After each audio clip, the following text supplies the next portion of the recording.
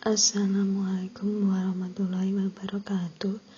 Kami dari kelompok 7 akan mempresentasikan materi tentang abilitas guru.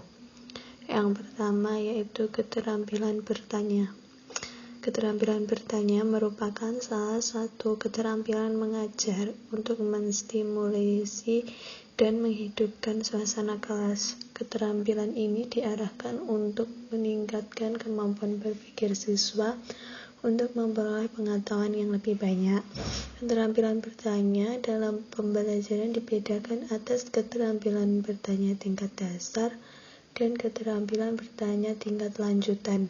Keduanya berfungsi untuk mengembangkan kemampuan berpikir siswa dan mendorong siswa agar dapat mengambil inisiatif sendiri. Tujuan dari keterampilan bertanya yaitu yang pertama meningkatkan partisipasi siswa dalam kegiatan pembelajaran. Yang kedua membangkitkan minat dan rasa ingin tahu siswa terhadap suatu masalah yang sedang dihadapi atau dibicarakan, dan mengembangkan pola dan cara belajar aktif siswa sebab berpikir itu sendiri sesungguhnya adalah bertanya. Yang keempat, menuntun proses berpikir siswa, sebab pertanyaan yang baik akan membantu siswa agar dapat menentukan jawaban yang benar.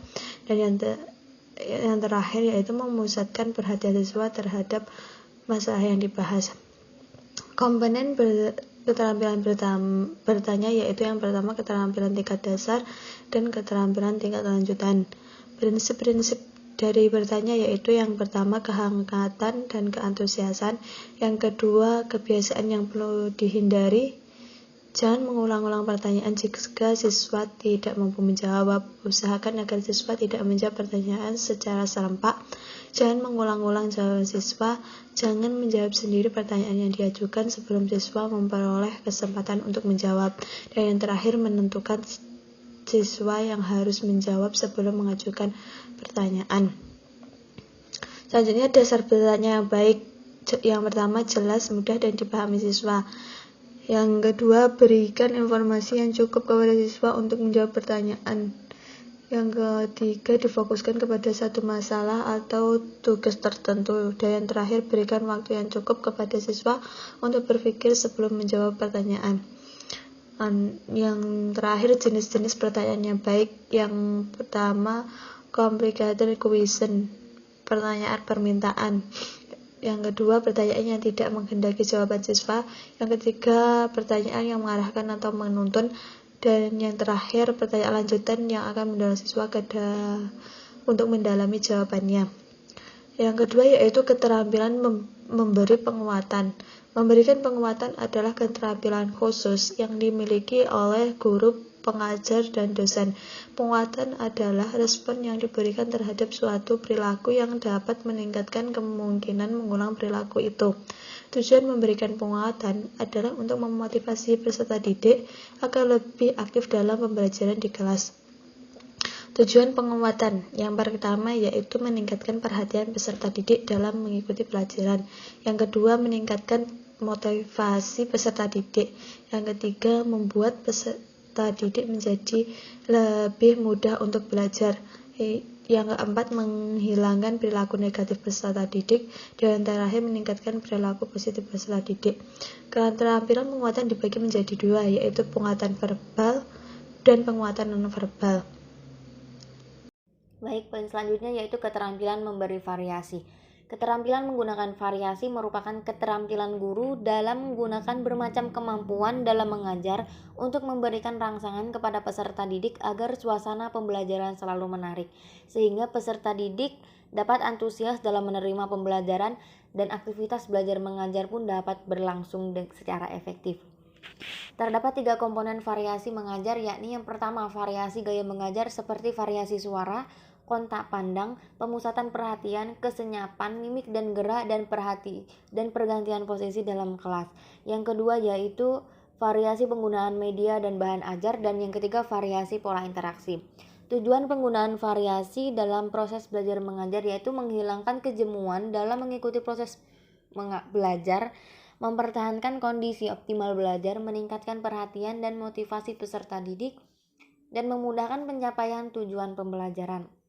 Adapun jenis-jenis variasi dalam mengajar yaitu yang pertama variasi dalam penggunaan media, variasi dalam gaya mengajar, variasi dalam penggunaan metode, dan variasi dalam pola interaksi yaitu gunakan pola interaksi multi arah. Dan prinsip-prinsip penggunaan variasi dalam pengajaran yaitu yang pertama, gunakan variasi dengan wajar, jangan dibuat-buat. Yang kedua, perubahan satu jenis variasi ke variasi lainnya harus efektif. Dan yang ketiga, penggunaan variasi harus direncanakan dan sesuai dengan bahan, metode, dan karakteristik peserta. Poin selanjutnya yaitu keterampilan pengelolaan kelas. Pengelolaan kelas adalah keterampilan guru untuk menciptakan dan memelihara kondisi belajar yang optimal dan mengembalikannya bila terjadi gangguan dalam proses belajar mengajar.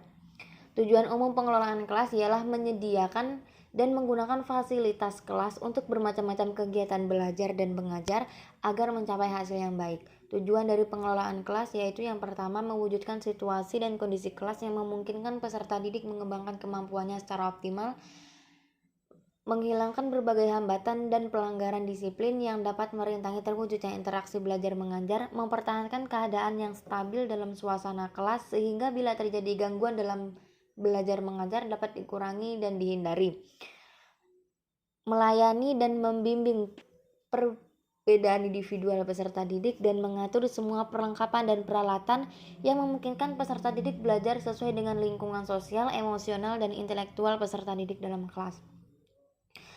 Dan tindakan pengelolaan kelas akan efektif apabila guru dapat mengidentifikasi dengan tepat hakikat masalah yang sedang dihadapi sehingga pada gilirannya guru dapat memilih strategi penanggulangan yang tepat.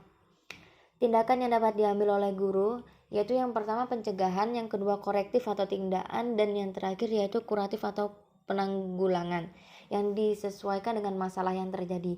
Kemampuan pengelolaan kelas merupakan salah satu bagian dari keterampilan dasar yang harus dimiliki oleh seorang guru. Adapun beberapa faktor yang harus diperhatikan dalam pengelolaan kelas agar pengelolaan kelas dapat diusahakan secara maksimal dan membantu dalam proses pendidikan. Dan faktor-faktor tersebut ialah yang pertama, pribadi guru, yaitu guru harus mengenal diri sendiri dan mengenal peserta didik. Yang kedua yaitu disiplin kelas. Disiplin kelas merupakan keadaan tertib di mana guru dan peserta didik yang bergabung dalam suatu kelas tunduk pada peraturan-peraturan yang telah ditetapkan dengan senang hati. Baiklah, cukup sekian presentasi dari kami. Kurang dan lebihnya mohon maaf. Assalamualaikum warahmatullahi wabarakatuh.